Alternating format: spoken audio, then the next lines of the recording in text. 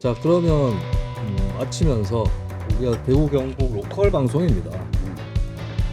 우리에게 대구 경북은 무엇인가? 좀 이 방송을 하면서 좀 더 해보고 싶었던 게 대구 경북학 같은 거였어요.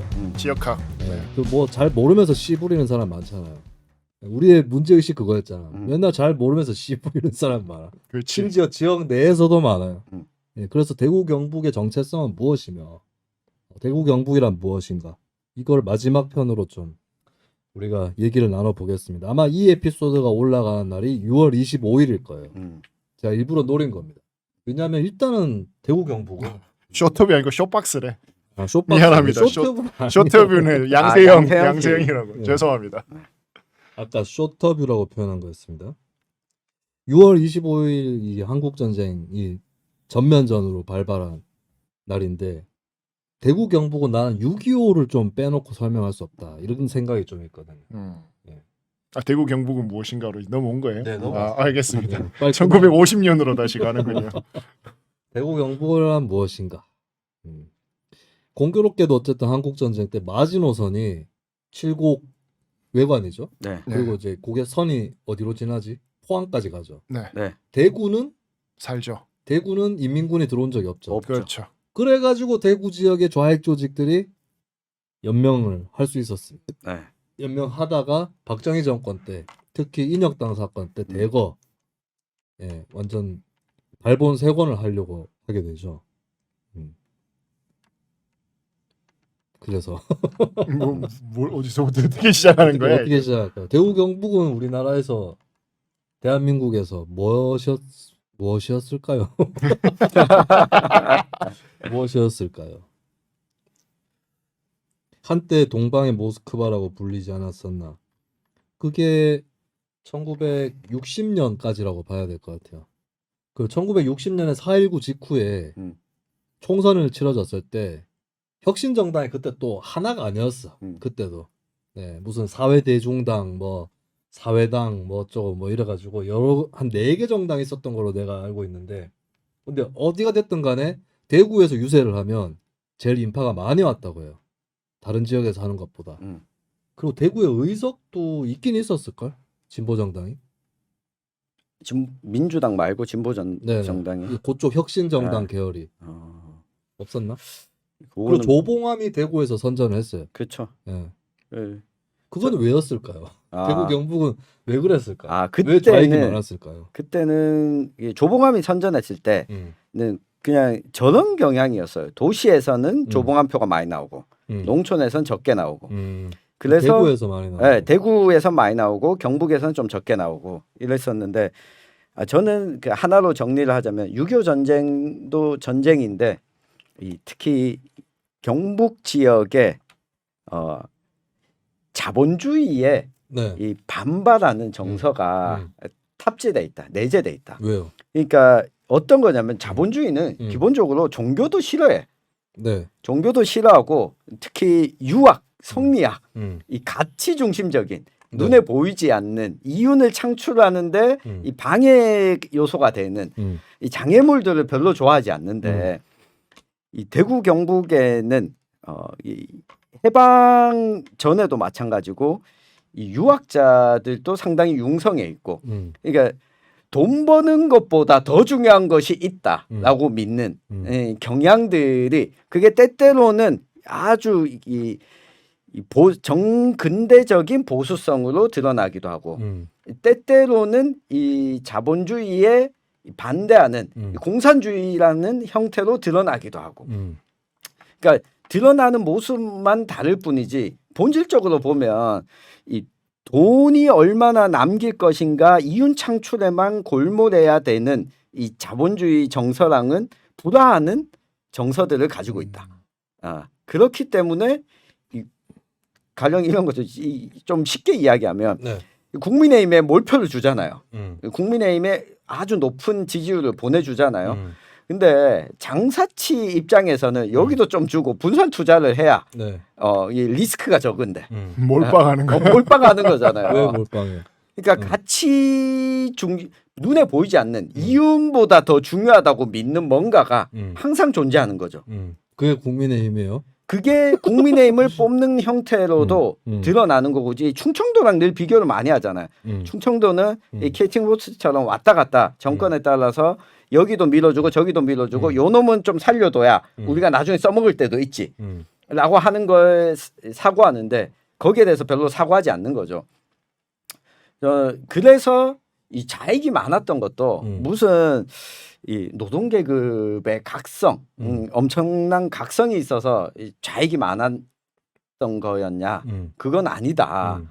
그러니까 당시에 제국주의나 자본주의와는 불화할 수밖에 없는 이 정서들을 내재하고 있었기 때문에 이 좌익들이 많았다. 특히 당대의 좌익들은 양반 출신들이 다수를 차지하고 있었잖아요. 그렇죠. 일제강점기 때 좌익들은 양반 출신들이 많았죠. 네. 안동이라든지 특히 네. 이런 쪽에서. 네. 그리고 이 가톨릭 농민운동의 또 발원지가 그 안동, 그 가톨릭 안동교구 네. 일대잖아요.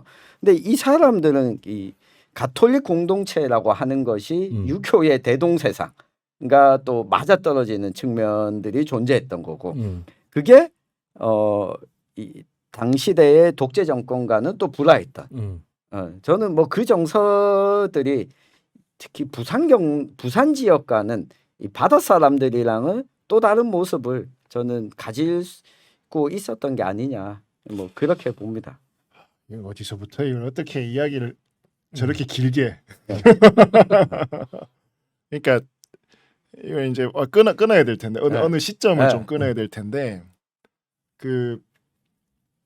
제가 또 대구 경북 지역학, 네. 제가 청년 문화와 문화 산업의 강사거든요. 각 대학교 지역학회에서 각 대학에서 이제 가르치는데 조영헌이라는 분의 동양학을 읽는 월요일을 보면 이 네. 책에 보면 요 3도의 사람들 다 비교를 해놨어요. 그러니까 돈이 생기면 충청도 사람들은 옷 사입고. 옷 사입는다. 전라도 사람들은 음식 해먹고, 음식 해먹고. 경상도 사람들은 집 고친다. 집 고친다고. 왜 그러냐? 의식주네. 그렇지. 네. 충청도는 이제 노론 기반이기 때문에 양반들이 많아. 그래서 채통을 중시하기 때문에 네. 이 의관을 좀 잘 챙겨 있고 이런 것들에 대한 해석이고, 네. 전라도는 이제 나가면 다시 먹을 거잖아. 평야와 네. 바다도 동해 바다하고는 다르잖아. 서해가. 서해는 그냥 밭이잖아. 나가서 주워 먹으면 나가서 주워 먹으면 되잖아. 네. 이러한 문화로 살아왔고 영남은 퇴계학풍 영향으로 문중의 결속과 가풍을 굉장히 중요하게 생각한다. 그래서 고택들을 보면 영남 지방이 대부분이에요. 아 그렇네요. 네. 그래서 이거 이제 이렇게 해석을 한 건데, 그러니까 예전부터 그런 게 있었죠. 그러니까 전라도는 먹을 게 많으니까 그냥 나눠주고 뭐 네 편 내 편 뭐 있었던 거고, 경상도는 플러스 마이너스 제로라는 거지. 먹을 수 있는 게 그 산맥에 갇혀 있고 이러니까 땅덩어리도 딱 그 정도 사람들의 그 정도 먹거리만 딱 나왔다. 그리고 북한이나 이런 지방들은 맨날 뭐 저기 오랑캐들 쳐들어오니까 이렇게 호전적일 수밖에 없다라고 하는 뭐 그 유서들이 이렇게 있는데, 뭐 지형이야 뭐 어찌 됐건 뭐 그런 이제 우스갯소리 내지는 뭐 일견 뭐 논리로서도 중요한 뭐 생각을 가지고 있는데, 어찌 됐건 영남 지방이라고 하는 곳은 상대적으로 굉장히 보수적인, 그러니까 지켜야 될 것이 많아요. 전라도에 비해서는. 전라도에 뭐 지키지 않아도 내일이면 바다 나가서 먹으면 되고, 가을이면 또 뭐 열매 먹으면 되니까 지켜야 될 것이 많았던 곳이었고, 결정적인 거는 저는 이제 현대로 오면 네. 경부선, 일본의 성장하고 저는 핵심이 맞닿아있다고 생각해요. 그러니까 경부선 이후에 그리고 많은 경상도의 엘리트들이 일본 유학을 다녀오면서 거기서부터 저는 출발을 한다고 생각을 하거든요. 그러니까 뭐 예를 들면 뭐 경북은 아니지만 밀양 같은 곳에 김원봉 같은 사람들이 대표적인 케이스잖아요. 일본 가가지고 좌파돼가 좌익돼가지고 이제 우리나라 온 거잖아요. 그리고 대구의 대부분의 이렇게 엘리트라고 하는 사람들은 다 동경 유학 내지 일본 유학을 다녀오면서 신문물을 받아들이고 거기에서부터 이제 출발을 하고, 그런데 주로 산업적인 부분들은 경부선 라인을 통해 가지고 대구가 또 그 딱 경부선의 길목에 있는 도시다 보니까 여기에서 많은 어떤 혜택들을 누리게 됐고, 6.25 겪으면서 폭격을 맞지 않으면서 산업의 기반이 되었고, 이후에 유신 정부 그러니까 박정희 전두환으로 이어지는 이 눈부신 경제 성장의 수혜들을 이 지역이 이제 받으면서 이렇게 성장을 해 오잖아요. 그러니까 거기에서 여러 어떤 사회적 갈등, 뭐 사회적인 어떤 모습들이 형태가 갖춰지기 시작했고, 저는 많은 외부의 사람들이 정말 이렇게 간과하고 잘 모르시는 부분은 핵심은 대구 경북의 오늘의 있기까지 핵심은 학교와 종교를 보셔야 돼요. 학교와 종교. 학교와 종교. 그리고 네. 이 사람들이 정치와 언론들이 어떻게 결탁을 해가지고 소위 말하는 사람들의 정신이라는 걸 어떻게 만들어가느냐. 그러니까 대표적인 케이스가 천주교 재단들, 네. 대구 대교구를 중심으로 한 천주교. 그럼 매일신문 보셔야 되고. 매일신문도 있고 또 학교는 뭐가요? 학교는 대구 가톨릭대학교였죠. 그리고 이 그분들이 서북 청년단들이 대부분 이 지역에 와서 그 평양은 예루살렘이라 그랬잖아. 네. 그러니까 거기에 천주교, 서학, 뭐 기독교 사람들이 이 지역에 와가지고 어떻게 이제 회력을 확대해 나가는가. 근데 그리고 웃긴 게 평양은 예루살렘이고 대구는 모스크바라 그랬는데 남북이 거꾸로 됐어요. 그러니까 나는 그런 생각도 해. 차라리 북한이 자본주의를 하고 남한이 사회주의를 했으면 좀 둘 다 덜 나쁘지 않았을까. 그런 그리고- 생각도 해. 그리고 정치적으로 백업을 박정희 같은 사람들을 백업을 해줬던 이효상 같은 사람들. 이효상? 네, 국회의장 아, 당시 유신대 이효상이 국회의장. 사실 1971년 대선 때 지역 감정을 본격적으로 그렇죠. 불붙이는 선동. 그리고 이효상이 정말 독실한 천주교 신자입니다. 아 근데 한 가지 더. 이효상이 1971년 대선에서 엄청난 지역 감정을 선동했잖아요. 바로 그해 있었던 총선에서 대구에서 떨어집니다. 네. 대구 시민들의 심판을 받습니다. 오히려. 그리고 이후에 뭐 이효상 의장의 아들은 대주교까지 합니다. 굉장히 유명한 이문희 대주교. 예. 그리고 그 매일신문이라고 하는 그 한 덩어리, 그리고 또 학교들, 학교법인들, 영남대 대표적인 케이스. 대표적인 게 박정희를 중심으로 한 최태민 뭐 그게 다 최순실 등등 해갖고 지금 돈 벌었는 게 다 영남대에서 돈 벌어먹는 거예요. 그 이병철, 박정희, 뭐 최태민 다 영남대를 통해서 이 현대사의 맥락들이 하나가 나옵니다. 그렇죠. 박정희가 영남대를 먹기 전에 그렇죠. 이병철이 가지고 있었죠. 그렇죠. 그때 청구대였나? 네. 네. 경주 최씨에서 네. 이 젊은 사업가가 이 사업을 잘하니까 아이고 자네가 좀 맡아서 해줘. 경주 최 씨가 이병철에게. 이병철에게. 근데 이병철이 갖고 있던 거를 박정희한테 낼름 갖다 바친 거지. 뺏은 거예요? 갖다 바친 거. 갖다 바친 갖다 거. 바치, 많은 갖다 바친 건데. 아니 그거 이재용도 임자께 내 끼야.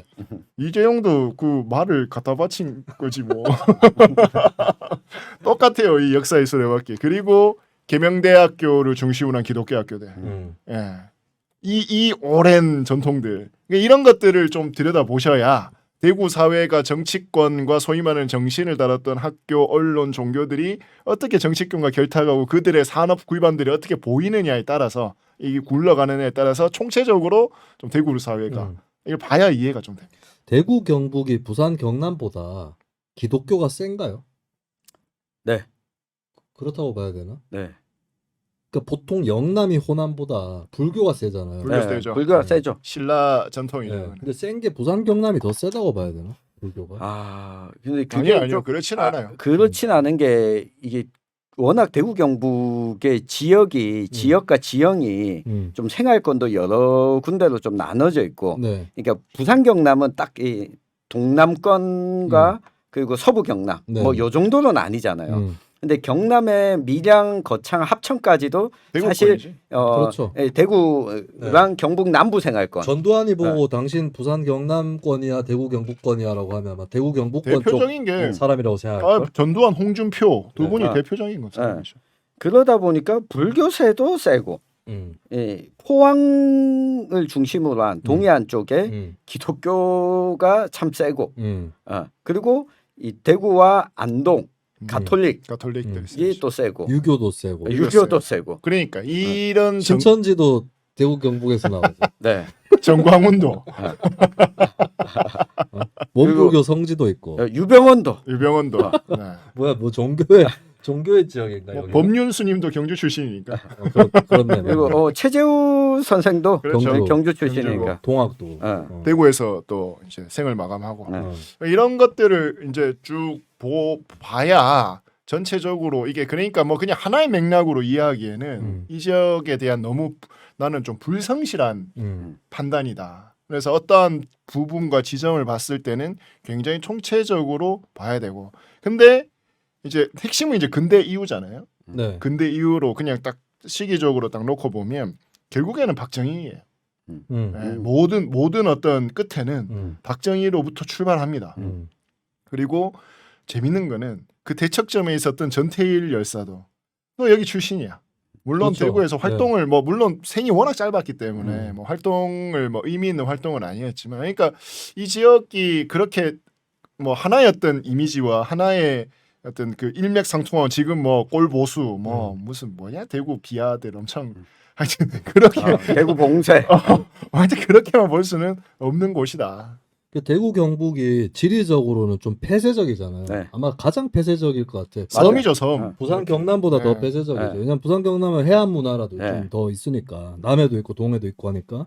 근데 전라도는 평야가 많고, 근데 대구 경북은 태백산맥과 소백산맥으로 둘러싸여져 있고, 그리고 대구는 거기에서도 분지예요.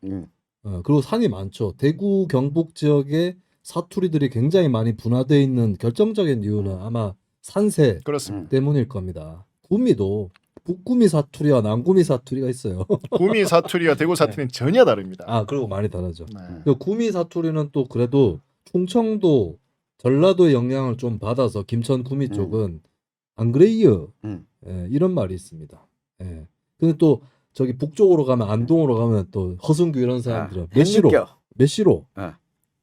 껴는 포항 쪽이 많은데. 아니요, 그 안동 사투리. 안동. 포항은 이껴. 더. 이니더. 이니더. 그리고 이제 장시원과 같은 울진 사람은 슬쩍 북한말 같은 강원도 사투리. 그렇죠. 강원도 사투리가 나오고, 하여튼 이 산세가 많아서. 근데 한편으로는 이런 것 같아요. 그러니까 약간 이 지역이 고립되고 폐쇄성이 있는데 막 뭐가 또 모여들어. 예, 온갖 것들이 막 모여드는 특징이 또 있는 것 같아요. 그리고 그게 나중에 한번 이게 발산될 때가 또 있는 거죠. 모였다가 발산되는 게. 역사의 국면으로 봤을 때는 이 고구려 백제 쪽의 어떤 전성기가 끝나고 신라로 넘어와서, 예, 그렇게 해서 또 발산되는 게 있고, 그리고 이게 임진왜란 때 결국에 최후의 그 비장한 전투들이 또 예, 구미 인동의 천생산성이라든지 이런 쪽들, 그리고 6.25 때도 마지노선이었고 여러 가지의 그런 것들이 또 대구 경북에 있는 것 같은데, 근데 박정희 얘기가 나왔는데 나는 박정희 때문에 구미가 뭐 발전했다 이런 얘기 하잖아요. 나는 거꾸로라고 생각해요. 오히려 박정희가 구미 출신이었기 때문에 네, 구미 경상도 출신이었기 네, 때문에. 네. 그러니까 뭐냐면 구미 지역은 경부선이 이미 지났어요. 일제 강점기 때 그것도 선산이 아니라 지금의 구미역 그쪽에 구미역이었어요. 이미 일제 강점기 때. 그 다음에 낙동강이 구미로 통과를 합니다. 낙동강 중류 B가 구미에 있어요. 아마 강하고 큰 강하고 철도가 다 지나는 지역은 흔치 않을 거예요. 두 가지가 다 지나는 지역은. 그래서 구미는 이미 이제 외부로 뻗어나갈 수 있는 그게 있는 지역이었어요. 그 지역에서. 네. 그리고 이제 묘하게 뭐 종교 얘기를 하자면 박정희가 사는 동네에 지금도 있죠. 대형교회, 상모교회 이런 쪽으로 해서 어느 정도 기독교 문물이 들어오고 이런 환경이 이미 있었던 지역이라 구미로 봤을 때는 우리나라에서 산업화를 한다 했을 때는 박정희가 구미 출신이 아니라도 내륙 공업단지를 세운다면 구미가 유력한 부지예요. 네, 그래서 박정희 때문에 꼭 일으켰다라고 보기 어렵고 거꾸로다 오히려 거꾸로일 것이다라고 보거든요. 박정희도 구조의 한 사람이에요. 그걸 봤을 때는 네, 동동이가 또 아이패드 위에 터치를. 네. 그래서 박정희가 다 바꿨다라고 설명하긴 거시기하다라고 하는 건데, 근데 중요한 거는 자 대구 경북에 그 좌익이 많았는데 박정희 같은 사람이 나와버리면은 주류가 돼버리기 때문에 예, 그 좌익이었던 사람들도 아마 나중에 많이 넘어갔을 거예요. 넘어간 게 박정희잖아. 박정희부터 넘어간 거고 실제로 요그 내가 이렇게 좀 구체적으로 학문 연구된 걸 못 찾아봤는데 새마을운동을 일군 사람들 중에 그 전에 조봉암이 만든 농민조직 출신들이 있다는 거예요. 네, 그렇게 넘어간다는 거지. 연결돼서. 분화로드 운동 뭐 이런 거 하다가. 그럴 수 있죠. 음. 그리고 새마을 운동 전에도 새마을 운동 같은 걸 동네에서 하던 분들이 있었어요. 근데 국가에서 확 일으키니까 편입되는 거지. 네, 풀뿌리 운동가들이 편입되는 거예요. 그래서 박정희 정권이나 그 권력을 그냥 우익 권력이라고만 보기는 어렵지 않은가. 나는 그런 생각이 좀 있습니다. 오히려 우익은 차라리 호남의 김성수나 이런 사람들이 우익이었죠. 종로의 김두한이라서. 네. 호남 평야의 어떤 그 대지주로 시작해서 일제 시대에 흔하지 않았던 자본가로 간 사람들. 네, 오히려 이병철은 양쪽에 다 인연이 있나? 네. 영남 호남에? 네. 네. 근데 또 영남에는 이미 일제 시대 때부터 공장이 많았어요. 그렇죠. 호남에 비해서. 결국 아까 일본을 가야 일본, 되니까. 네. 그래서 나는 결국 이게 약간 필연적이었다고 보는데 이 호남이 왜 안 되느냐, 왜 덜 발달했느냐, 나는 이거 100% 지경학적인 이유라고 봐요. 맞아요. 중국이 강한 시대가 아니잖아. 네. 예, 그리고 우리가 일본, 미국을 베이스, 동맹과 그 우방을 베이스로 해왔기 때문에 선이 서울에서 부산으로 가는 선이 나 있었던 거죠. 특히 한국 전쟁을 거치면서 이게 이제 전쟁의 트라우마가 개발을 어떻게 이끄느냐에 나오는 건데, 북한 같은 경우는 폭격의 경험 때문에 지하철을 빨리 팠습니다. 근데 우리나라는 피난길의 경험, 이제 경부고속국도를 더 빨리 추동했다라는 가설도 있죠.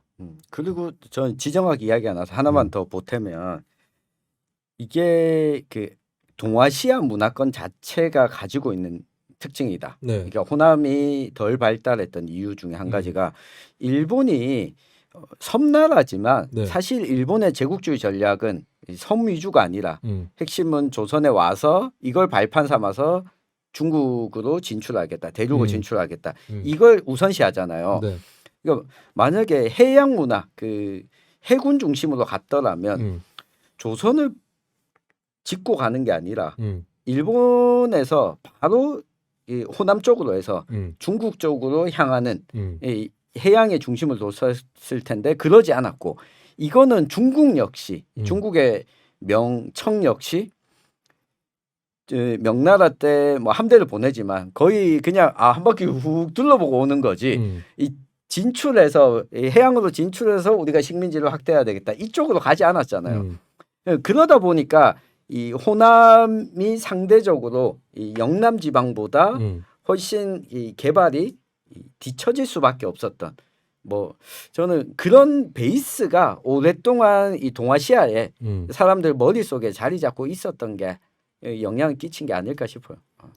그래서 일단은 그 경부고속국도 처음 만들 때 반대했었다라고 뭐 전해지고 있잖아요. 근데 그 자세히 살펴보면 뭐 김대중이 요새 이건 뭐 새로운 세대한테도 거짓말로 전해지고 있는 게 뭐 들어 누워서 반대한다. 그리고 사진까지 나와 있어. 들어 누워서 반대하는 게 가짜거든요. 그거 가짜인데, 그거는 그때 왜 반대했냐면 두 가지 이유였어요. 도로 포장률 자체가 너무 낮아서 고속도로로 차를 올려야 되잖아요. 근데 포장률 자체가 너무 낮은데 이게 과연 얼마나 실효성이 있을 거냐, 접근성이 있냐. 4대강보다 지류 개선부터 먼저 해라, 이거 적합한 거지. 그거와 비슷한 거죠.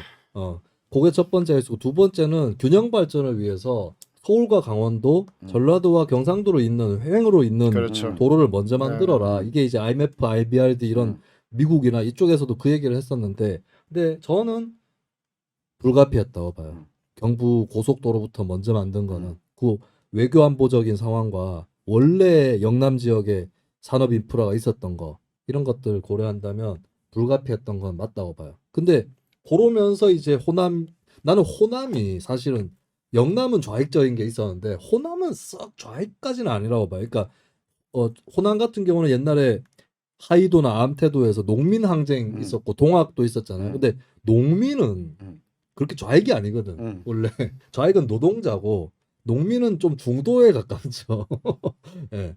그 정도인데 나는 이제 호남이 소외가 되면서 더 진보로 가는 계기가 됐고, 이 단적으로 김대중의 지역구가 목포 아니에요. 네. 목포가 원래 대한민국 10대 경제도시였어요. 근데 박정희 정권 이후로 쇠락하거든. 경부 축으로 발전하니까. 그러면 당연히 호남 사람들은 난 당연하다고 봐요. 아니 소외가 됐기 때문에 일로 뭉치는 게 당연하다고 난 보거든요. 예. 그러면 거꾸로 영남은 주류가 돼버렸잖아요. 그렇지. 아 그러면 우리 집안에 만약에 집안에 있는데 우리 집안에 누가 다 저기 어디 뭐 상주 사람이라고 칩시다. 근데 멀리 안 가고 구미공단에 가서 취직했어요. 그러면은 여당 편이 되기 쉽지 않나 당연히. 어쩌란 말이에요. 거기서 더 들고 이래라. 그래서 일단은 나는 그 산업화를 선진으로 겪었기 때문에 그래서 친여 성향이 나오는 것은 막을 수 없었다. 근데 세월이 좀 지나기 때문에 여러 가지의 원인들이 또 중첩이 되죠.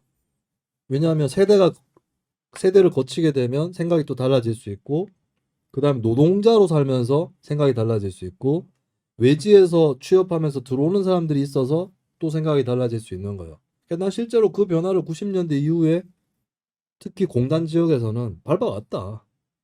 예. 그렇죠. 그래서 그 서울을 둘러싸고 있는 경기권에 많은 공단이 있는 도시들 네, 대부분 다 호남에서 올라온 노동자들이 많으니까 그렇죠. 상대적으로 민주당 세가 굉장히 강하고 강남을 위시로 한 사람들은 영남 사람들이 많이 올라가서 영남 또 출신들이 강남 개발할 때 영남 자본들이 많이 들어가다 보니까 이쪽도 세가 또 강한 거고 뭐 그런 상황들을 맞이한 거죠. 그러니까 뭐 이게 지금 단순히 우리가 이상해서 저 동네는 어쩔 수 없어서 뭐 도저히 뭐 하여튼 뭐 인터넷 보면 뭐 별의별 소리 다 나오잖아요. 비하 발언들이. 네네. 그건 아니다라는 거죠. 그리고 다수인 쪽이고 힘이 더 세고 가진 게 많은 쪽은 먼저 분화가 돼요. 그래서 이미 뭐 대구, 경북, 부산, 경남도 정치 성향, 주류 성향이 달랐지만 세부적으로 들어가 보면 뭐 도시하고 또 그렇죠. 시골하고 또 다르고. 또 다르고 네. 예, 그 뭐 심지어 구미는 포항이나 구미 같은 곳은 민주당 시장도 나와봤고 이런 식으로 변화가 있었던 거죠. 대구 경북과 부산 경남의 분화의 출발점은 3당 합당이었죠. 그렇죠. 그러니까 3당 합당하는 과정에서 그러니까 3당 합당을 하면서 소위 그 통일민주당 계열은 대구 같은 경우에는 다 그 민자당으로 들어갔죠. 네네. 그때 들어갔던 인사 중에 한나라당에서 구청장에 했다가 다시 민주당으로 온 게 임대윤 전 대구시장 후보 그리고 뭐 그런 인사들이 소위 말하는 민주당계라고 하는 진영에서 대구 경북은 대부분 민자당으로 갔고 반면 그러면서 남아있던 평화민주당 사람들은 호남 향후회가 다수를 차지했습니다. 그러니까 대구 경북에서 주류와 이렇게 맞닥뜨릴 수 없었던 인사들만 남게 됐었고 나중에 이제 국민회의를 넘어오면서 우리가 시즌 1에서 한번 다룬 적도 있었지만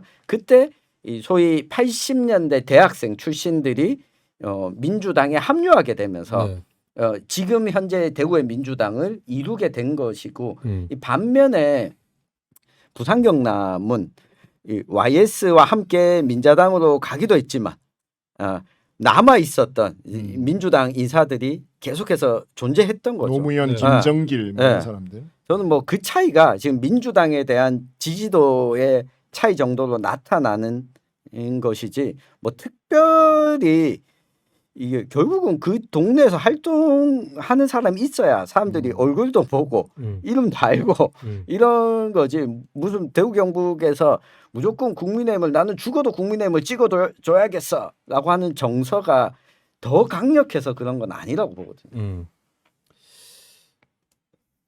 내가 뭔 얘기 하려고 했는데 또 까먹었어요. 끝내. 뭔 얘기를 하려고 했지 내가. 근데 이 대구 경북은 좀 묘하게 또 비주류 의식이 있는 것 같아 사람들이. 그 정체는 무엇일까? 네? 그냥 이렇게 산에 둘러싸여서 살아서 그런가? 그거는 좀 천용길 묘하게. 전공이지. 왜 사림이 여기서부터 시작을 하느냐. 제가 그 아까 이야기했던 맥락이랑 같은데 그러니까 가치 중심으로 생각하는 게 기본적으로 깔려 있어요. 그러니까 시간이 가면 갈수록 지금 우리가 뭐 20대 이야기를 하면서 공정을 이야기하지만 이게 공정이란 가치 중심이 아닌 거잖아요. 공정 가치보다는 내가 손해를 보는데 내가 손해를 보는 건 참을 수 없어라고 하는 것들이 나오는데 내가 죽어도 내가 지켜야 되는 우리 아버지 산소, 우리 조상들의 산소, 묘소 이게 근데 자본주의에 있어서 뭐 하등 도움이 안 되는 거잖아요. 근데 이런 걸 하고자 하는 도움이 사람들이 될 수도 있어요. 아? 유교 테마파크 안동에서 그런 거 안 하나? 아, 할 것 근데 같은데 왠지. 이 정서들이 어릴 때부터 학습되어 온 것들이 어떤 계기와 만나서 이게 소위 뭐 이 진보적 사회주의 뭐 이런 걸 만나기도 하고 어떤 사람들은 가톨릭 근본주의 뭐 이런 것과 만나기도 하고 의의 고장이라서 그런가? 의성이 중간에 있고 그래서 그러니까 그것들과 만나기 때문에 튀는 것들이 튀어나온 거죠. 그거는 있는 것 같아요. 그러니까 뉴스민만 보더라도 이게 다른 지역에서는 이런 실험들이 잘 이루어지진 않잖아요. 뭐 하면 망하기 때문에 그러니까 근데 뉴스민은 버티잖아. 대전이나 광주의 뉴스민 같은 언론 없습니다. 없죠. 그러니까 그 이게 정도 이제, 사세가 이 정도는 네. 되고 그러니까. 이런 거 없잖아. 그리고 이런 어찌됐건 부산에도 실험을 없어. 실험을 계속하는 그리고 이 10년 정도 버텨준 거잖아요. 자리를 잡은 거죠. 이렇게 보면 그리고 주변에서 어찌됐건 저런 애들 그래도 한두 명 정도는 살려야 되는 거 아니야? 이런 정서도 지역 사회는 좀 있고 이런 거는 있는 것 같아요. 그러니까 인디 042 뭐 이런 거 없잖아요. 그러니까 우리도 비슷하지. 그 얘기 하려고 했어. 우리도 사이가 어디지? 광주예요? 아니 그 충청인가? 그리고 인디 051도 없잖아요. 부산. 비슷한 일을 하는 친구들이 있는데 많이 의아해는 하죠. 그러니까 외부의 친구들이 우리는 상대적으로 그냥 우리를 하는 건데 외부에서 보면 우리가 굉장히 어떻게 저런 지역에서 저런 발언을 하지? 퀴어 퍼레이드 두 번째 개최 도시. 이고. 대구. 그러니까 상대적으로 그런 이제 나름의 가치를 지키어도 그것도 역으로 보면 아까도 얘기했듯이 제가 먹고 살만한 거예요. 여기가 플러스 마이너스 제로는 된다니까. 그러니까 아예 막 핍박을 엄청 받아서 아예 굶는 것도 아니고 그렇다고 아예 부자가 되는 건 아니지만 요 정도 수준까지는 어쨌든 살게끔 해준다. 라고 봐야 돼요. 그 기본적으로 대구 경북은 곤조가 있는 사람 맞아요. 다 튀어나오는 것 같아요. 그건 있지. 여기저기서. 그래가지고 은근히 여러 부류의 사람을 볼 수 있습니다.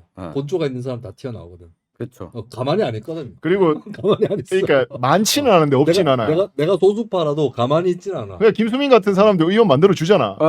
그러니까 많지는 주류는 아니지만 없진 않다 여기가. 그리고 민주당 20% 찍어준다니까. 전국에서 그 서울에서 시사평론 하는 사람 중에 지역을 베이스로 출발해서 서울에서 시사평론 하는 사람 김수민 하나밖에 없잖아요. 그렇죠. 출발한 건 맞나? 출발했잖아요. 출발한 건 맞는데 대구에서 하는 걸 보고 누가 스카우트 하진 않았으니까. 근데 이제 근데 그럼에도 불구하고 그걸 안 버리잖아. 그러니까 터닝을 또 잘 안 해 가면 되게 지역색을 되게 또 드러내요. 맞아요. 대구 경북 사람들이 이렇게 그렇죠. 보면 전직 구미 시의원. 그러니까 그거 항상 있고 항상 있고. 왜냐하면 달리 내세울 수 있는 다른 병력이 없어요. 뉴스 입장 진행자 너 아니 뉴스 뭐 입장 진행자. 녹색당 대변인 이런 것도 있었잖아요. 그건 당이니까 좀 민감하고 내가 지금은 또 그 당 지지자도 아닌데 말았어요.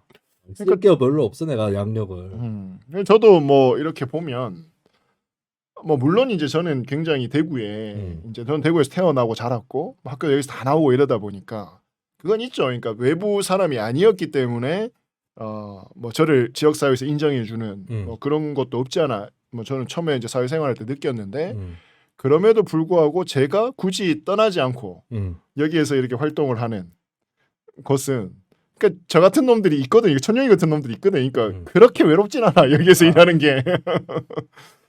그런 끼들은 이 지역이 좀 있는 것 같아요. 난 좀 부정적인 거를 좀 짚어보고 싶은데 뭐 정치 이게 부정적인 게 아니요. 내가 생각했을 때 대구 경북의 부정적인 게 국민의힘 지지율이 높고 이런 게 부정적인 게 아니고 딴 건데 오히려 문화적인 거에 있어요. 나는 관습적인 거 이런 건데 일단 이건 좀 궁금한 게 다른 지역도 그런지 궁금해서 제사상 평론을 다른 지역에서도 이렇게 하나요? 저 딴 지역 알아요? 알죠.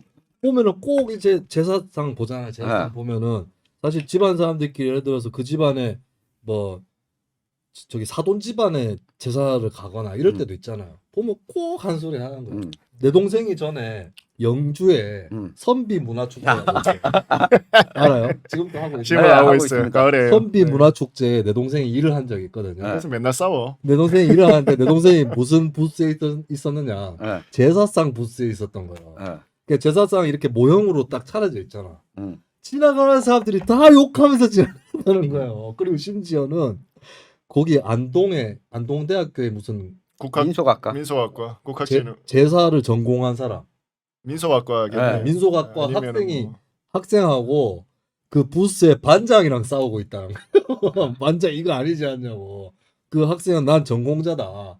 이래가지고 제사상을 보고 내 동생이 거기에 지키고 서 있으면서 엄청난 욕설들을 들었다. 영주하고 안동도 양반 네. 선비와 양반 갖고 싸워. 어. 누가 원조냐 이런 거. 그 다른 지역도 그런가? 경북 말고 제사상 갖고 뭐라고 하는 거 있잖아. 그게 딴 지역도 저는 그럴 거라고 보는 게 이게 보면 딴 지역도 그런가? 네, 족보가 네. 확실한 집안에서는 제사상 신경을 안 쓰거든요. 거꾸로? 네. 그러니까 족보가 확실한 데서는 제사상이 많이 안 올려요. 태계 종가 이런 데 종가에서는 보면. 그렇죠. 많이 올리지도 않고 딱 이렇게 몇 가지만 올리고 그리고 올리는 음식도 아니 어이구 우리 아버님이 이거 좋아하셨으니까 그냥 이거 올리자 이렇게 가거든요. 근데 꼭 보면 그걸 지적을 굉장히 세게 한 데는 족보가 애매한데요. 내가 이 족보인지 아닌지 애매한 데서 나는 이 집안 안동김씨 출신이다 라고 하는 걸 강조하기 위해서 우리는 뼈대 있는 전통을 자랑하기 때문에 이런 걸 중시한다 라고 강조하는 쪽에서 제사상에 대해서 이 논평을 많이 하죠. 근데 아마 딴 지역 가도 그런 분들이 저는 마찬가지라고 보거든요. 이게 한국 근대화의 기저 심리가 뭐냐? 컴플렉스예요. 박정희만 봐도 알 수 있어요. 박정희는 컴플렉스 덩어리죠. 박정희만 봐도 근대화에 있어서 그 자기가 겪었던 농촌 봉건에 대한 지긋지긋함과 쪽팔려함, 쪽팔림 있잖아. 학교에 부모님이 왔는데 쪽팔린 거 이런 거거든. 한국 근대화의 이 중심 심리가 그런 것들이 실제로 1930년대 일제강점기 때의 베스트셀러가 뭐였느냐 아세요? 1930년대 베스트셀러? 지금 베스트셀러도 몰라. 그때도 조선 총독부 시험 문제지 많이 팔렸고. 그래요. 그리고 족보 자기 개발서 이런 거 그렇죠. 팔죠. 자기 개발이지. 족보 많이 팔렸다. 족보. 특히 그때 약간 세기말적인 이런 게 퍼지고 있어가지고 거기다가 외세가 들어와서 지배한다라고 하는 컴플렉스까지 더해지면서 조상이 누구다라고 하는 걸 밝히려고 하는 것이 굉장히 흐름이 떠 있었고 사실 그게 일반 민중에게만 그랬던 건 아닌 게 사실 대종교라든지 이런 것도 다 일제 때 뜨는 거 아니에요? 아 그렇죠. 민족 종교 이래가지고 뭐야 그 환단곡 이런 것도 다 일제 때 뜨는 거잖아요. 그런 것처럼 족보를 일반 가정들도 많이 그걸 사기 시작했다. 사서 보기 시작했다라고 하는 거죠. 그때 베스트셀러였다. 족보가. 맞아요. 그 진짜 족보가 확실한 사람들은 전혀 그런 거 안 따집니다. 집안에서. 본인 얘기하는 거예요? 저희는 어릴 때부터 영양천씨. 그러니까 쌍놈이라고 얘기를 들어왔기 때문에 선방지출 마고. 그래서 아니잖아 그거. 난 몰라. 근데 아닌데 그렇기 때문에 뭐 저건 있는 거죠. 족보를 샀으면 기왕 샀으면 무슨 천씨를 샀겠냐라고 하는 건 있는 거죠. 그 김씨, 이씨를 사지. 그리고 이거는 맞지 않나 싶은데 대구 경북이 예전에 지금 통계는 아니에요. 내가 어릴 때 통계 이것도. 이게 김대중 정부 출범 직전에 그 김대중 대통령의 소장 이데올로그들 몇 명 있었거든요. 그 중에 한 명이 황태현이라는 사람인데 동국대학교 정치학자, 정치외교학과 교수인데 황태현 씨가 썼던 지역 패권의 나라라는 책이 있어요. 1997년 대선 직전에 나온 책인데 거기서 영남 패권주의가 이제 질타의 대상이거든요. 근데 그 사례 중에 하나로 대구 지역이 경북 포함했는지 대구만 했는지 모르겠어요. 그 여성 청소년 가출률이 높다. 그건 모르면은야 가부장주의가 극심하다는 거다. 그 나는 평소에 무슨 국민의힘 지지율이 높고 이런 것보다 좀 그런 가부장주의는 대구 경북이 강한 편이 이지 않는가. 지금도 그런 통계는 지금도 많이 그래. 나와요. 어떤 가사 통계가? 노동률 네. 참여도 이런 아, 네, 아, 그래요? 낮아요. 왜 네. 그런 걸까요? 왜 그럴까요? 그러니까 결국 이거는 저는 경제적 문제라고 보거든요.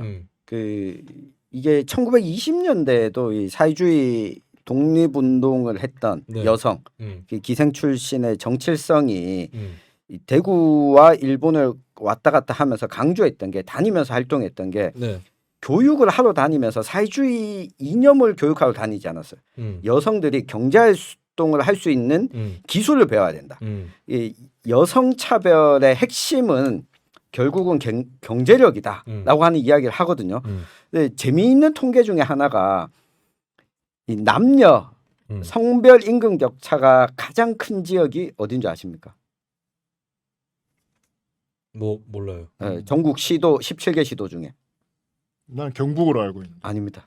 울산입니다. 울산이요? 성별 경제활동 여성의 경제활동 참여율이 가장 낮은 곳. 낮은 곳. 그렇죠. 그래서 울산. 그래서 현대 가족 이야기인가? 네. 무슨 책도 나왔어요. 조주은 씨라는 분이 쓴 건데, 그러니까 울산 같은 경우는 중산층 여성 맞벌이 안 하는 사람 많죠. 네. 네. 그렇죠. 남편이 이제 외벌이를 해도 네, 가정을 돌아가니까. 현대나 이런 데 다니면서 많이 버니까 네. 외벌이를 하는 거죠. 네. 그 두 가지 다 맞는데 경제활동 참여율이 제일 떨어지는 곳이 울산이고 그리고 임금 격차가 제일 큰 곳도 울산입니다. 이 대공장 남성 노동자의 임금과 이 서비스업 종사하는 여성 노동자의 임금 차이가 워낙 많이 나기 때문에. 서비스 네. 여성은. 근데 대구 경북이 네. 임금 격차가 적어요 가장. 적다고요? 격차는 네. 적다. 격차가 적고 네. 여성의 경제활동 참여율은 보통 정도인데 문제가 뭐냐면 음. 특히 농업 노동은 여성은 노동으로 잡히지가 않아요. 그렇죠. 아, 네. 네. 네. 그러니까 농가가 남자 경영주로만 잡히기 때문에 등록이 되어 있기 때문에 실제 농업 노동을 하고 있지만 통계 자체에 잡히지가 않아요. 그러니까 이런 것들이 아까 이야기했던 그 가출 청소년 여성이 많은 이유에 네. 저는 포함된다. 그러니까 경제 활동 노동은 하지만 경제 활동 인구로 인정되어지지 않는 이 노동 형태, 가족 기업 형태가 가장 많이 남아 있는 곳이 저는 경북이다라고 봅니다. 그 상태에서 여성의 경제 권력이 약하다는 약하다는 거죠. 그게 다일까요? 아니 뭐 다른 요인도 있겠죠. 그 문화적인 요인은 유교적인 것 때문인가 결국에? 네, 뭐 그 부분이 네. 어쨌든 존재하죠. 이 당장 제 뭐 이 개인사를 이렇게 쭉 돌아봐도 저희 아버지가 국민학교 졸업하고 1년 꿇어요. 중학교 졸업하고 1년 꿀어요. 네. 김부겸이야. 그리고 고등학교를 다니게 되는데 네. 저희 어머니랑 초등학교 1년 선배였는데 중학교는 동창이 됐고 고등학교는 후배가 됐어 아버지가. 예, 이유는 그 아버지가 둘째였거든요. 네. 그러니까 첫째 형이 학교 가는 게 중요하지. 둘째는 너 학교 안 가도 된다라고 해서 1년 학교를 졸업할 때마다 1년 머슴 살아가지고 그 돈으로 등록금을 마련해서 학교를 간 거예요. 네. 근데 그 밑에 아버지보다 여동생인 고모들은 다 이 중학교도 안 보내주려고 해서 여성들은 그랬죠. 그 학비를 아버지가 취직을 해서 학비를 대줘요. 그럼에도 불구하고 다 인문계 고등학교가 아니라 이 상고를 실업계 고등학교를 가도록 강요를 받았어요.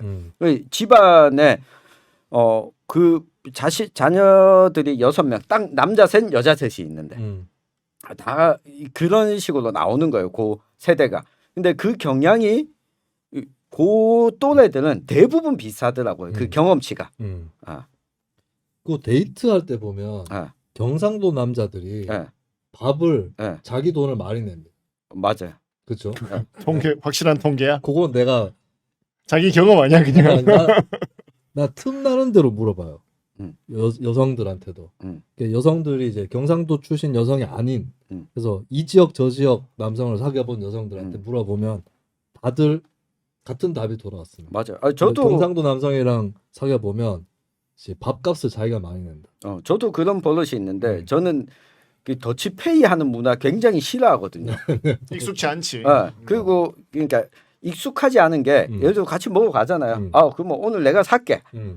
내가 사거나 아니면 얻어먹으면 얻어먹거나 이게 편하지. 자, 오늘 그 계산하니까 한 5만 원이 나왔는데요. 5명이 10,000원씩 내면 되겠는데요. 라고 하는 게 왜 저렇게 그러니까 왜 저렇게 귀찮게 살까? 근데 요거는 네. 결국에는 이 사람 저 사람 돌아가면서 내면서는 네. 이제 평균치로 가는 거잖아요. 네. 분배로. 네. 근데 내가 얘기하는 그 데이트에서는 남자가 밥값을 사야 된다라고 하는 관념. 그거는 저도 가지고 있어요. 아, 그래요? 무조건 네. 내가 사야지. 네. 네. 그게 강하다는 게 경상도의 강한 가부장주의 아닐까. 남자가 이런 건 책임져야 된다라고 하는 거. 네. 그럴 수 있겠네요. 왜냐면 경상도 남자들이 유독 더 그렇더라고요. 근데 나는 여기서 또 특이한 점이 있는 게 내가 전에도 한번 말씀드렸을 텐데 아니 했나? 그 왜 이대남 요새 얘기를 네. 하잖아요. 이대남 또 근데 이대남이 다 같은 이대남이 아니라고. 네, 다 같은 이대남이 아니고 한 4그룹 정도로 난 분류를 해요. 완전 철저한 안티페미니스트들. 네. 네. 진짜 친남성연대 뭐 이런 애들 있죠. 그 1번 그룹이라고 치면 2번 그룹은 일단은 안티페미니스트적인 건 맞아. 페미니스트의 불만이 있어요. 있는데 뭐 그 좀 약해. 모든 걸 다 이렇게 거기에 맞춰서 생각하진 않아요. 2번 그룹이야. 3번 그룹은 페미니즘 좀 마음에 안 드는데 남자가 째째하게 홍준표. 남자가 째째하게 뭐 얘기하기도 그렇고 또 여자들도 좀 불쌍하지 않냐? 이런 그룹이 3번 그룹이고 홍준표 맞네. 홍준표는 2번, 3번이 좀 걸쳐져 있어. 근데 4번은 남성 페미니스트도 분명히 꽤 있어요. 지금 20대. 우리 내 세대보단 많아. 내 세대보단 많아요. 그리고 내 세대에는 페미니스트라고 하는 사람들도 가짜는 수준이에요.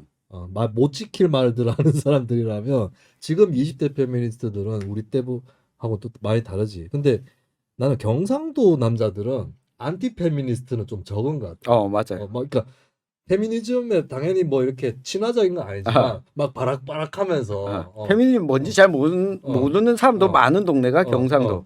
그렇지 않고서 어떻게 밥값을 내냐고. 여자가 내는 이런 거야. 그러니까 지금 인터넷에 막 바로하고 있는 안티페미들은 뭐 김치년들이 웅행웅해서 밥값을 안 내고 이런 거잖아요. 경상도는 근데 그거와는 다르죠. 경상도는 오히려 거꾸로야.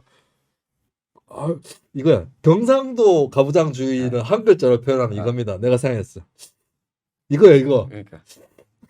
여자가 뭐라고 하면 어디 밥값은 남자가 내지 어디 여자가 밥값을 내 이겁니다.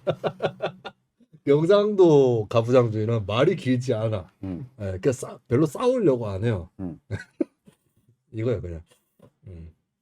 물론 그게 좋다는 건 아니지만 또 그거랑 또 다르다. 인터넷에 웹 안티페미들하고 다른 게.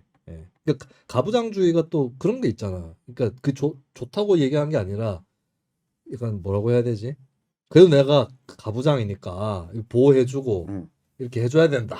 이런 거 있잖아요. 내 가족은 내가 지킨다. 그거 뭐 여자한테 너무 폭력적으로 하면 안 된다. 남자로서 가오상한다. 홍준표의 내 가족은 내가 지킨다.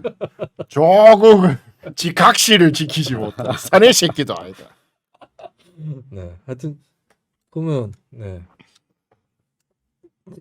뭐 또 뭔 얘기를 해야 되죠? 자, 이제 우리 방송 마지막 회예요. 다 했다 이제. 네. 마지막으로 채팅창에 의견 남겨주십시오. 아유.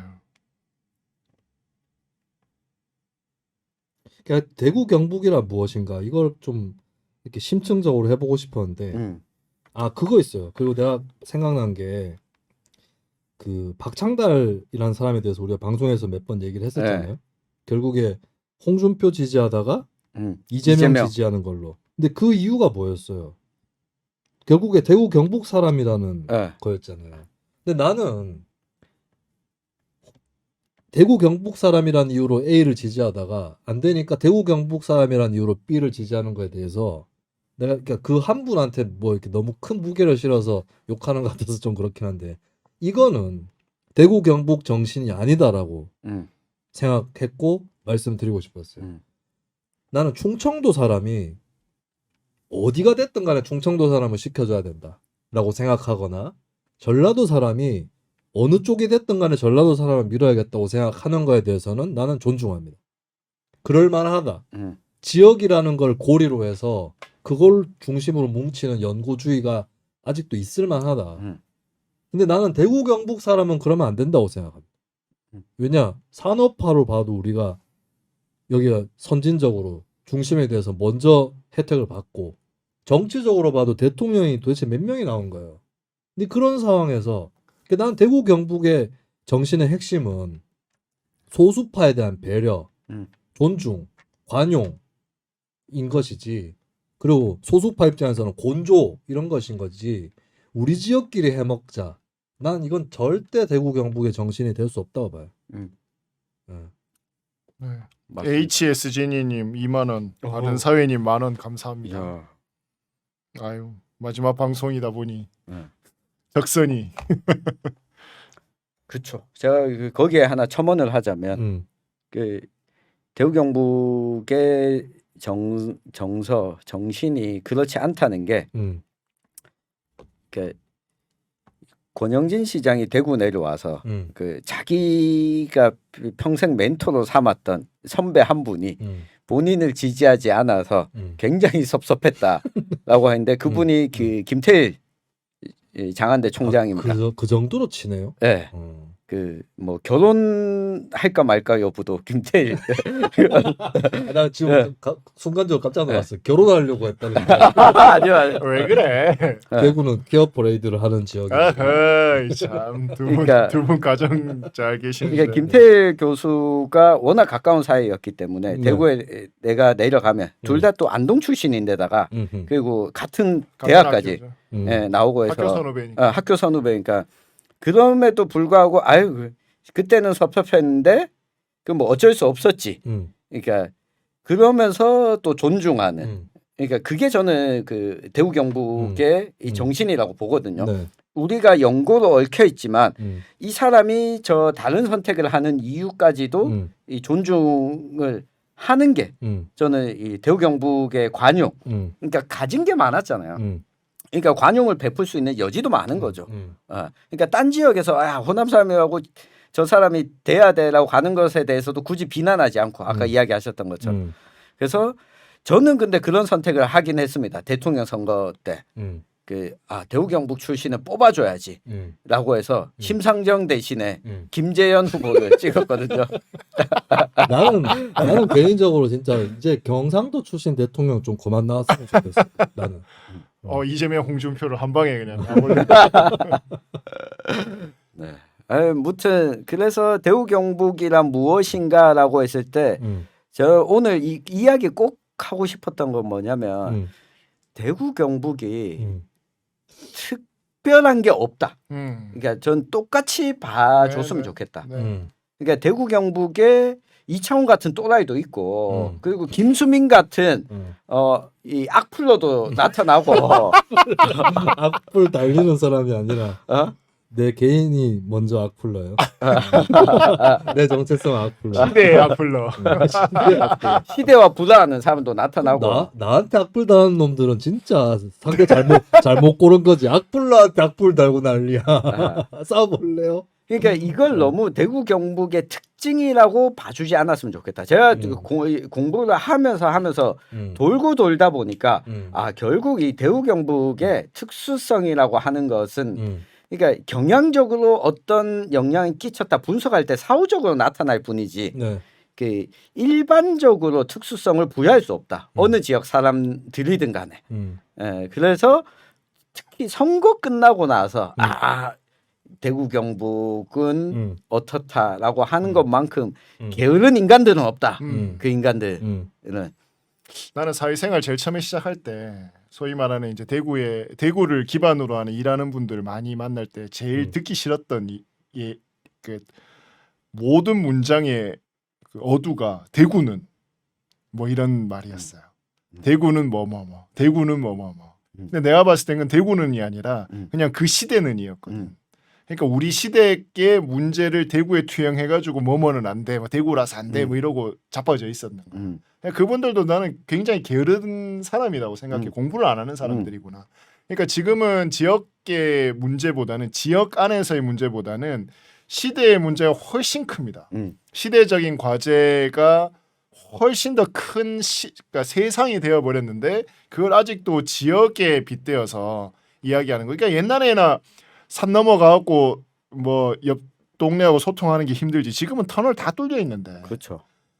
그리고 인터넷 접속하면 그 지구편 반대에서 뭐 하고 있는지 인스타그램에 리센트 딱 치면은 지금 저 에베레스트에서 뭐 하고 있는지가 보이는 세상에 그런 게 무슨 소용이 있냐고요. 그러니까 지금은 시대적 과제와 시대적 문제에서 어떻게 이 지역을 해석할 것이고 그리고 이런 시대에서는 조금 더 이 로컬리티를 잘 정립하고 이 정체성을 찾아 나가는 방식들 그것이 유연함과 그 어떤 열린 마음으로. 네. 그러니까 김태일 총장님 뭐 자주 나옵니다만 칼럼 쓰신 거나 보세요. 더 이상 대구의 보수의 성지에 오지 마라.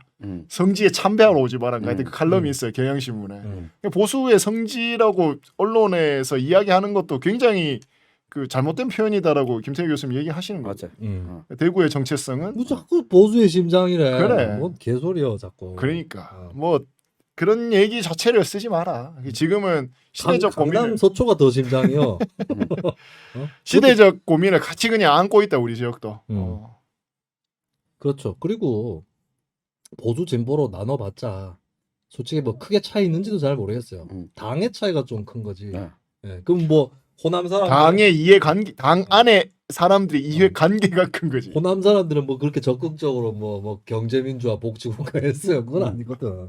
예, 그거는 지역마다 진보의 보수가 다 있는 건데 이제 쉽게 얘기하면 호남은 보수도 민주당으로 좀 들어가 있고 예, 대구 경북은 진보도 국민의힘 쪽으로 들어가 있다는 거죠.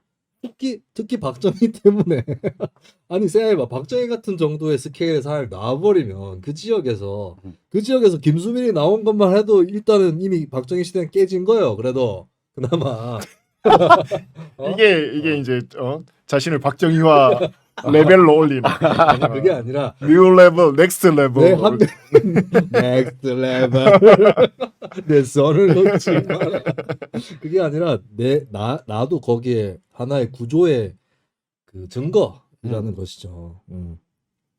그래서 이제 너무 당파성의 잣대로 그 지역 사람들을 볼 건 아니라는 거죠. 네. 네. 맞아요. 그 대구 사람들이 충청도는 충청도대로 사실 이게 영남, 호남 요 구도가 먼저 생겼으니까 또 거기서 균형추나 이런 캐스팅 보트 역할을 하는 거고 뭐 그런 거죠. 저도 그 문화적인 것도 저는 그렇게 생각하거든요.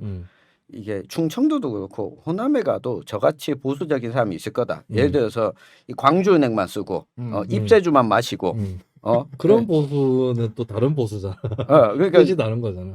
그런 보수 그러니까 지역의 걸 일종의 물산 장려 운동처럼 지역에서 만든 걸 지역에 쓰고 그래서 저희가 어디 지난주 금요일에 행사를 했는데 네. 이상원 편집장이 이 다가나 음료는 쿠팡에 주문을 할까 그러지 말고 그 카드를 가서 경북대 앞에 슈퍼에 가서 결제를 하자. 네. 이거는 우리가 우리 지역에서 상생하고 그래서 우리 지역에서 같이 사는 사람들을 저는 서로 상부상조하는 게 이게 찐 보수다. 공동체주의죠. 그래서 그런 사람들이 호남에도 있고 충청에도 있을 거다.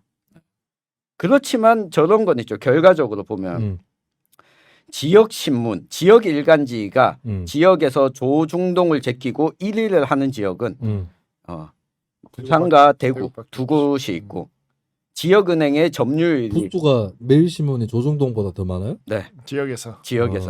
그렇구나. 네. 그리고 뭐 지역은행이 점유율이 50%가 넘는 지역은 네. 대구밖에 없고. 근데 이것도 점점 다 무너져 가고 있다. 대구가 분지라서 그런가?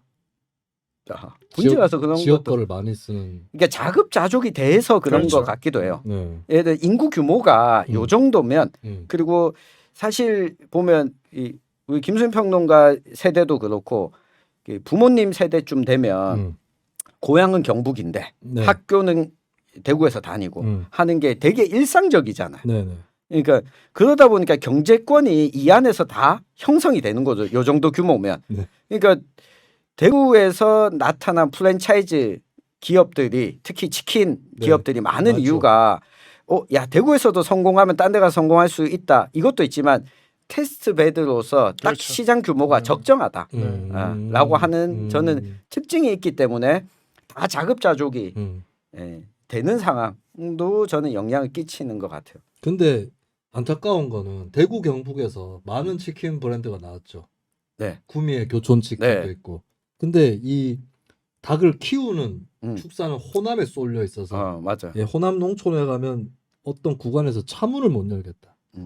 냄새 때문에. 예, 예. 이런 그 지역 간의 불평등한 분업 구조는 좀 타파돼야 되지 않을까. 예. 근데 나 안타까운 게 나는 그 경부 고속국도 아까도 얘기했지만 그때까지는 어쩔 수 없었다고 생각하는데 7, 80년대에는 호남이 차별받고 소외됐던 게 교정됐었어야 한다. 예, 그리고 나는 수도권 비수도권 균형 발전도 그때 나왔어야 한다. 왜냐하면 잘 나갈 때 호황일 때 나왔어야 되는데 그 시기를 5.18이나 이런 거나 학살이나 하고 말이야. 예. 88 고속도로 닦는다고 했더니 봅슬레이 같은 길 닦아가지고 지금은 좀 넓어졌죠. 지금 광주 대구 고속도로 아주 좋죠. 예. 처음에는 그 굉장히 좁은 아이고. 예, 봅슬레이 하는 건 줄 아이고. 알았어요. 네. 그 좌회전이 돼요 고속도로가. 고속도로가 중간에 신호 안 받고 비보호 좌회전이 됐다니까. 톨게이트 가려면은 네. 좌회전해서 갔었어야 돼.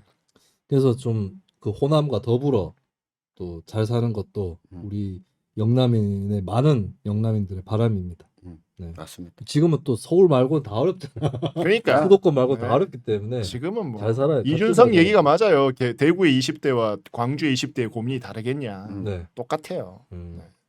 하여튼 뭐 홍준표, 강기정 두 당선인이 딴 건 모르겠지만 이용섭, 권영진한테 배울 거는 달빛 네. 동맹 그래도 노력했는 거. 네.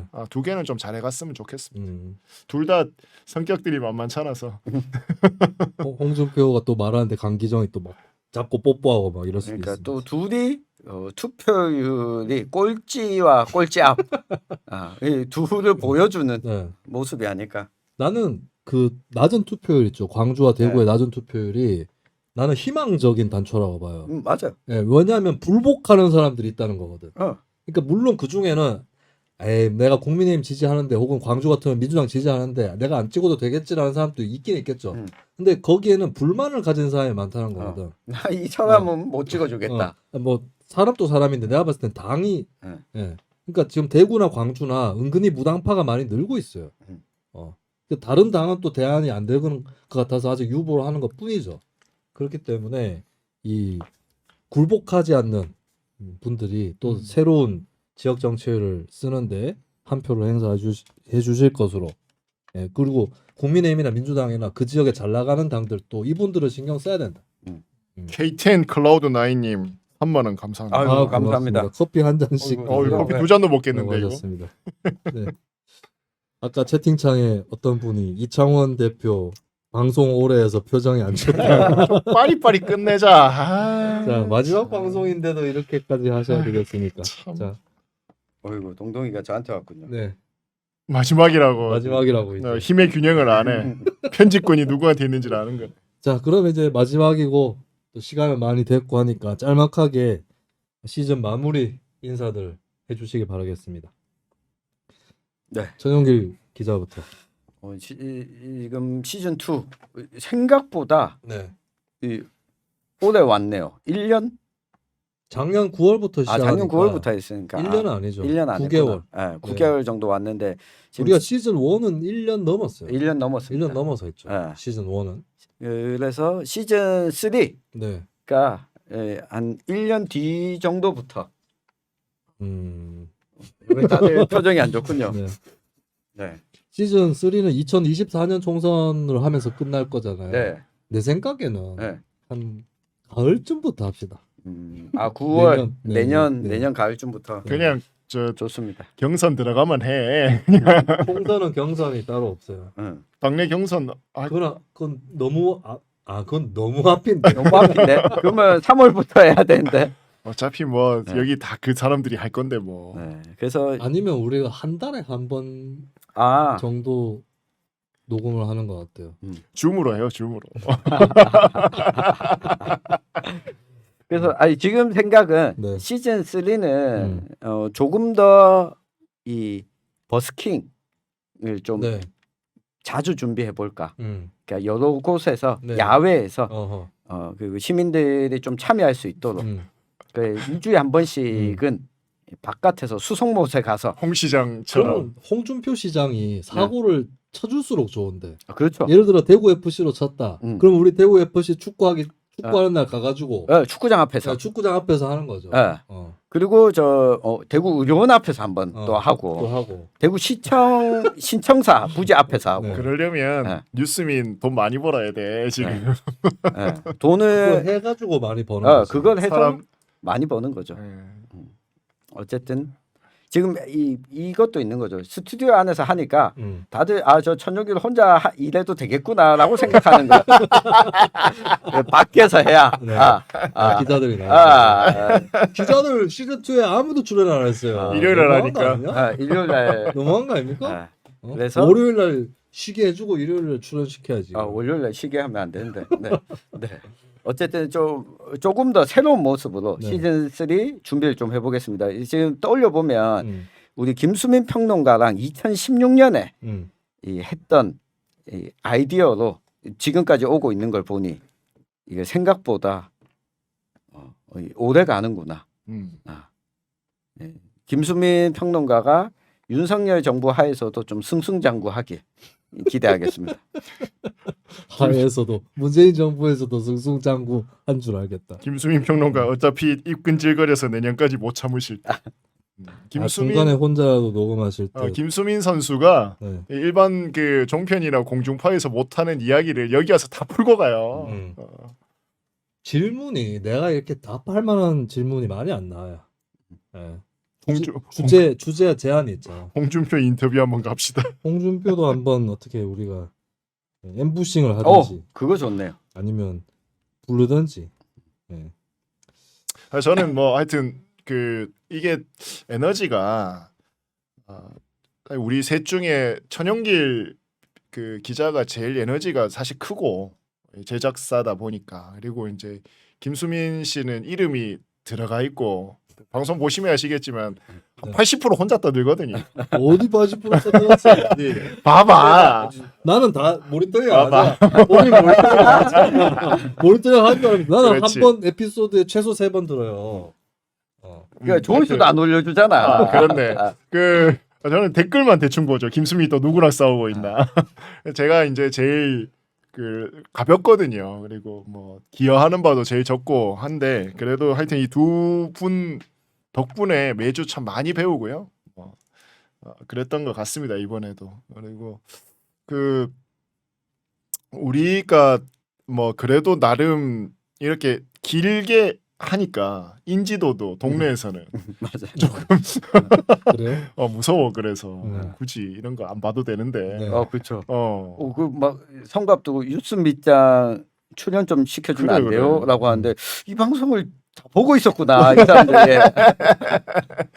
하여튼 이제 뭐 우리가 공간도 그래도 조금 나은 곳으로 왔고, 또 뭐 동동이도 출연이 되고 뭐 여러 가지 시도들이나 또 업데이트가 되는 것 같아서, 뭐 저는 그냥 팬의 두 분, 그러니까 저는 김수민, 천용길의 팬의 한 사람으로서 감사드리고요. 특히 김수민 씨 매주 이렇게 왔다 갔다 하는 게 쉽지 않잖아요. 그렇죠. 서울 대구 왔다 갔다 해서. 이게 대구 경북의 의리죠. 그리고 천용길 김천에 의리라는 동네가 있습니다. 김천에. 의리야. 의리, 어. 의동이라고도 하고. 천영기 기자도 애 키우느라 고생 많은데 이렇게 주말에 나오기도 쉽지 않을 텐데 뭐 해주셔서 감사하고, 저는 무엇보다도 해도 봐주시는 분들이 생각보다 덜 욕을 해서 예, 감사드립니다. 하여튼 저는 이렇게 두 분에 비해서는 이 정치나 뭐 시사 이 영역이 아마추어잖아요. 두 분이야 이게 뭐, 직업이고. 할 말 다 해놓고는 뭐 아이 뭐 이게 잘난 매일 척다 해놓고는. 김수민이야 이걸로 밥 벌어 먹고 사는 거고. 네. 천영길도 일선 취재 현장에 계시는 분인데, 하여튼 늘 그래서 뭐 하여튼 공부도 많이 됐고 두 분 덕분에 뭐 좋은 분들 많이 만나게 돼가지고 뭐 정치인분들부터 해서 참 좋았던 시간이었던 것 같아요. 3에서는 다시 한번 제가 천천히 생각해보고 프로들 노는 물에 굳이 아마추어인 내가 가야 되는가. 출연료를 안 주니까 본인은 아마추어라고 얘기하는 거 그래서 아닙니까? 이번에 통으로 시즌 2 출연료 모아서 드리겠습니다. 됐어 뭘 됐어 주지 마. 열심히 해야 되잖아 받으면. 싫어. 하여튼 저는 또 그 문화계 현장에서 계속해서 우리 여러분들 만나도록 하겠습니다. 채팅창에서 드리머님이 한판 승부나 김태현 정치쇼에서는 매우 신중하시던데 여기서 제일 편하게 말씀하시는 김수민님 하셨는데 그 두 프로는 제가 뭐라고 주장하기 시작하면 반박할 사람이 없어요.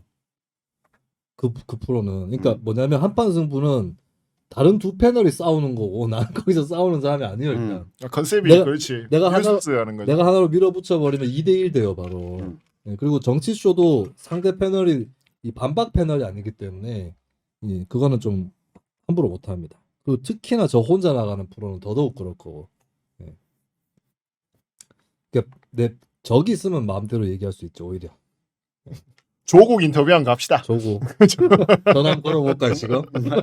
지금 전화 걸어볼까? 네. 이창원 대표는 우리 3명 중에서 가장 친민주당적이고 그렇죠. 가장 친국민의힘 맞습니다. 가장 친정의당. 정의당적인. 왜냐하면 주로 뭐가 나와도 나랑 정기자랑 까는데 그렇지 않아요. 이창원 대표는 잘 까지 않습니다. 그러니까 모두 깍이라며 네. 모두 보등기. 그렇지. 아니야 이창원 대표가 누굴 까긴 까는데 네. 끼워 넣듯이 전면에 주제로 놓을 만큼 까지 않아. 끼워 넣듯이 까요. 네. 이게 장수하는 비법이죠. 네. 그래서 아까 전에 채팅창에서 그 이창훈님이랑 제일 생각이 비슷한 것 같아요라는 분이 계셨는데 그렇다면 친민주당, 친국민의힘, 친정의당일 것이다. 친민중이죠. 민중의 생각입니다. 네, 민심. 네 알겠습니다. 윤스 돌스. 20달러 감사합니다. 감사합니다. 고맙습니다. 윤스 달스 외국에 계신 그런 모양입니다. 네. 네. 윤스돌스가 저희 지금 달러를 주시면 굉장히 네. 환율이 좋아가지고 그런가요? 골 이렇게 이 이모티콘과 함께 주셨습니다. 저희 뉴스 밑장 진짜 9개월 동안 또 어떻게 달려왔는지 모르겠네요. 근데 좀 아쉬운 건 선거 결과가 음. 만족스럽진 않아가지고 좀 아쉽긴 하네요.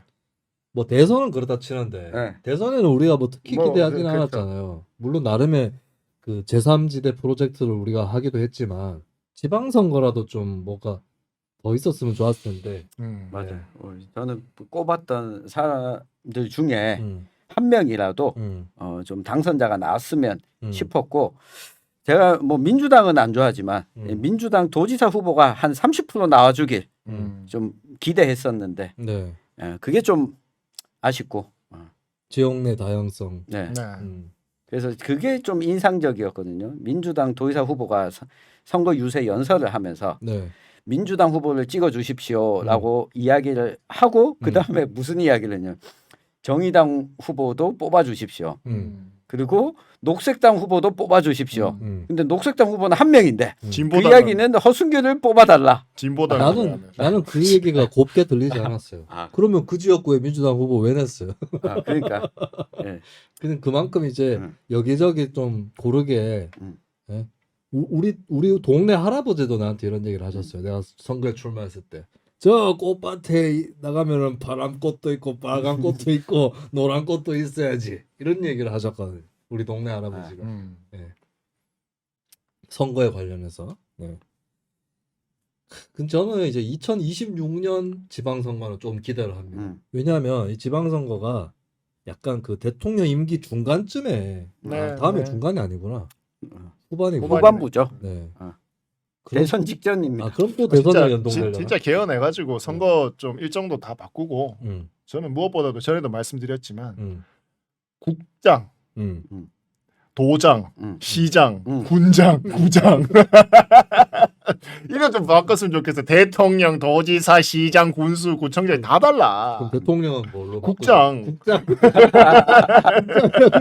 어이 윤 국장 이러면 뭡니까? 이름 좀 바꿔라. 아, 진짜 헷갈려 죽겠다.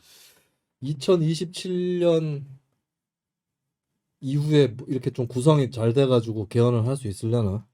그래야 2032년에 딱 맞게 개헌을 하면 좋을 텐데. 네, 진짜 개헌은 이제는 뭐 거스를 수 없는 일인 것 같아요. 네. 네. 더 이상 미루면 안 돼요. 더 이상 미루면 안 돼요. 진짜 이게 지긋지긋한 이 정치 이 성급한 하여튼 이 시스템을 빨리 이제는 과거로 떠나 보내야 된다. 네. 20세기가 21세기 지난 지가 20년이 지났어요. 21세기형 좀 개헌으로 그러니까 헌법으로 좀 바꾸자. 우리가 그때 되면 시즌 7쯤 될 것 같은데. 2032년쯤에. 도지사 말고 관찰사라고. 야, 2032년이면 두 분은 50대네요. 50이네. 50대 꼰대시고 저 혼자 아직 50대 청년. 변화 발언이요? 예, 저는 40대니까 아직까지 변화의 여지가 있는. 그럼 나도 지금 변화의 여지가 있다는 거네요. 네, 지금은 있죠. 떨떠름한데. 알겠습니다. 자, 그러면 저희는 시즌 2의 대장정을 마치고 네. 다음을 기약하면서 여러분들과 일단은 작별을 하도록 하겠습니다. 자, 우리 모두 다 함께 외쳐보아요. 채팅창을 다 쳐. 지금 보고 있는 사람 다 쳐요. 끝날 때니까. 네. 리플 30개 이상 나오는지 보겠습니다. 자, 마지막 인사 하도록 하겠습니다. 하나, 둘, 셋. 아수라 발발타. 수고했습니다.